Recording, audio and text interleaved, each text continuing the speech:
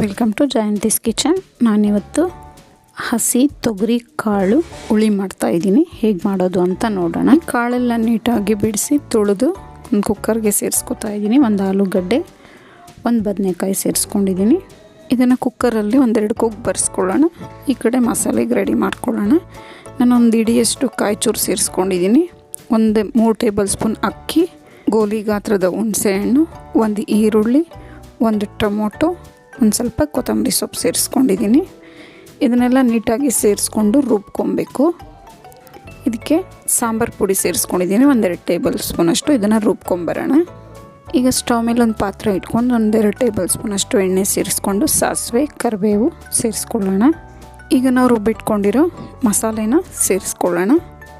ಈಗ ಈ ಮಸಾಲೆ ಜೊತೆಗೆ ನಾವು ಬೇಯಿಸಿಟ್ಕೊಂಡಿದ್ದಂಥ ಕಾಳನ್ನು ಸೇರಿಸ್ಕೊಳ್ಳೋಣ.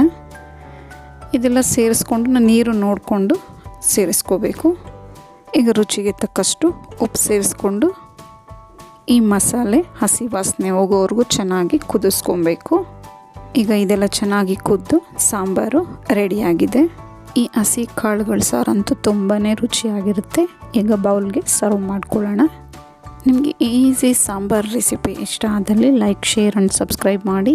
ನಿಮ್ಮ ಅನಿಸಿಕೆ ಅಭಿಪ್ರಾಯವನ್ನು ಕಮೆಂಟ್ಸ್ ಮೂಲಕ ತಿಳಿಸಿ. Thank you for watching.